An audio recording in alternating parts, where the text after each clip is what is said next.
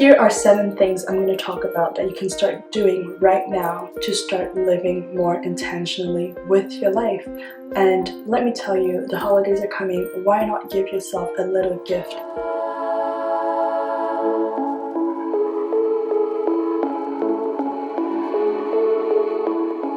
Living with intention is one of the best things you can do to yourself, because that means you're getting to know yourself better and you know what you want. You start to discover what you want, what you need, and start to live according to those authentic values of yours.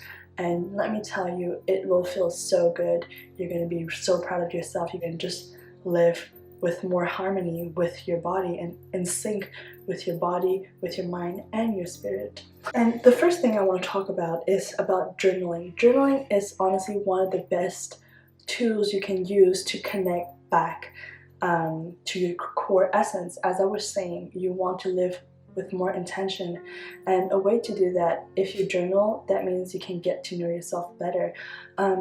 I have a video about journaling and that might help you, so make sure that you check that in my channel. But also I feel like journaling, it's a place where you can just be yourself and explore also things about yourself that you might not know. The second point, which is closely related to the first one, do yourself one of the best favors you can do yourself and connect with your inner child. So I know inner child might be a term that sound a bit complex, or you might not even know what that means, or you've heard of it but not have a lot of deeper study on this term. But for now, what I want you to know that the inner child is pictured as the little you as a baby, or you as a child, as a kid, that is still living inside you. Even though you're a grown-up adult, there's still a part of yourself that remains innocent, that remains a child.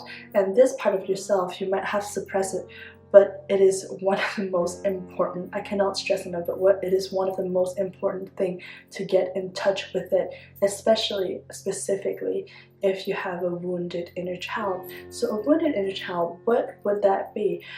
Basically, I think most people would have, it's almost impossible not to be wounded as a kid, because it is almost impossible to get all the needs of a child met. But it depends to which degree you were wounded. Some child were abused, some other child were neglected, so the levels varies. But basically, if you think about it, what a child really needs, what a baby really needs, it is vital to its survival.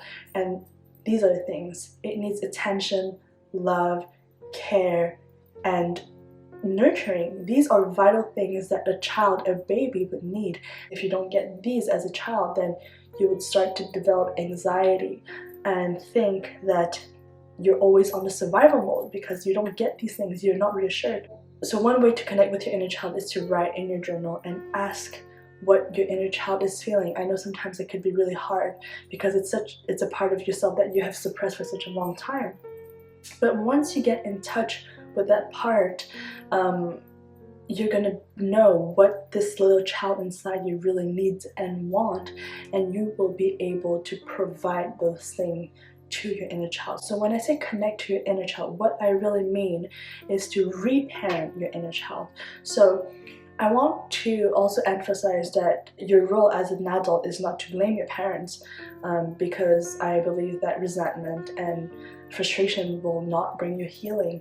Instead, you have to be your own parent and reparent your inner child and give all the things the little child, the little you, didn't get when you were younger. You just have to listen to that child tell you what they're feeling, and once you get in touch with this little child that has so much to tell you, it's your time as a grown-up adult to step up and talk to this little you and reassure this little child and let them know that you will always be there to love them and take care of them and nurture them and give them all the love and attention that it needs in order to survive, or in order to simply be reassured and feel comfortable, feel safe. A third point is take yourself on a date. This is actually really fun to do. Don't wait for someone to bring you out on a date. Do it yourself. When you think about it, you have the power. You have the power to make yourself feel good. So when you take yourself on a date and not wait for someone to take you on a date, you're actually signaling to yourself that I think you're important. I will bring you on a date. I think I care about you. I think you're fun. I love you. I'm gonna bring you out on a date, and that's what you're doing ultimately. Fourth point, so set yourself a goal. I know sometimes you might be, oh, I don't know what I want to do, but it could just be little things. I'm not asking you to find out what you want to do in the next 10 years of your life, but when you set yourself a goal, this is what will give you drive, what will give you motivation to continue. It will give you passion, and those are source that human needs in order to just live. You need this sense of fire inside you.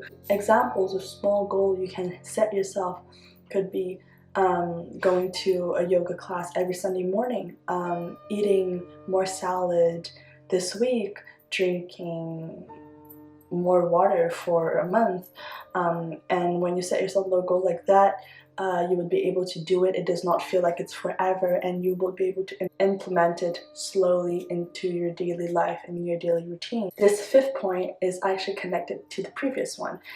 This one is manifesting your goal. So I know that if you set yourself a goal, you give yourself this drive and passion, but there's no better feeling than actually manifesting, actualizing, and putting into action the goal that you've set yourself.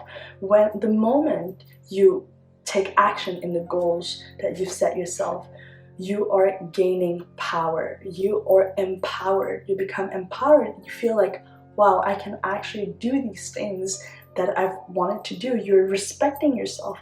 You are doing the things that you want, that you need, that is good for you. A more interesting goal could be, I want to start a little local business next year, and so every day you can slowly start working towards that goal, and that is going to give you drive. It is signaling to yourself that your goal is important and that you care about it and you want to make it happen for you because you love yourself, you think you are important, and that's what you need. So the sixth point is about reflecting on areas of your life that you want to transform. Notice here how I've used the word transform and not change, because it's not about picking yourself apart, not about hating on your current state. It is about transforming what you have at the moment instead of getting rid of what you have. So it is about acknowledging that right now what you have in your life, the state that you're in, you want to transform it. You don't want to stay there anymore. So you're gonna acknowledge this part of you which has helped you to transform into the next state that you want to achieve. And so this is the power of transforming. You're loving every single part. You're embracing that moment that will help you get to another one. And so an example could be, you want to transform your patterns of, let's say, not being able to set yourself healthy boundaries. And so now you've acknowledged that you yourself at the moment, you're not setting healthy boundaries for yourself because it's been hard for you to say no, or because no one taught you how to, or you grown up believing that you were not allowed to have boundaries, just abandoning your own sense of self for other people. And this is totally fine because now you acknowledge it and you want to transform it to a point where you can actually set healthy boundaries for yourself. And the last point I want to talk about is about being discerning with your energy. And so this one is really important because I feel like you have to acknowledge that it is sacred. You don't want to pour your energy on random things. You have to know that every single thing that you put energy into, it is taking from you. So you want to put it in things that will give back to you. You want to feel yourself replenished, nourished by it. Instead of putting your energy in places that you will feel drained, just tired, then these things isn't worth your energy. your energy is sacred. You have to put it into a place where you will feel like you're full of vitality again. And if I give you an example, things that I would pour my energy into to make me feel replenished, nourished, would be meditating every night. I'm always allocating at least an hour each night to do some yoga and meditate after. That makes me feel so good. I am just reconnecting back to myself. It could be spending time with the right people. So you can spend time with one friend, you would feel replenished, you would feel vital, you would feel good, and you could spend time with another friend that would make you feel drained, empty, and just tired. And so you really have to be discerning with your energy and catch yourself and notice what your body is telling you in those moments. And something else that I noticed that really drains my energy is scrolling on social media a lot. And I feel like social media is really designed in a way to get you sucked into the world of it. They've studied human psychology, I believe it, and this is probably, it's my theory, but it's true, I believe it. And you just feel like you're just sucked into this world, and they trap you psychologically, and your energy is just poured into this thing, and afterward you're like, oh, it's been 2 hours I've been scrolling. So you don't feel productive, you don't feel replenished, you just feel like, oh, I've done nothing, and here I am just doing nothing. And this is not what you really want to feel, right? I hope you found this video helpful. These are 7 little things you can start doing right now to live more intentionally. The New Year's is coming, and at least do 1 or 2 of these things as a gift for yourself, and your body's gonna thank you for that. So that's it. I'll see you guys all very soon.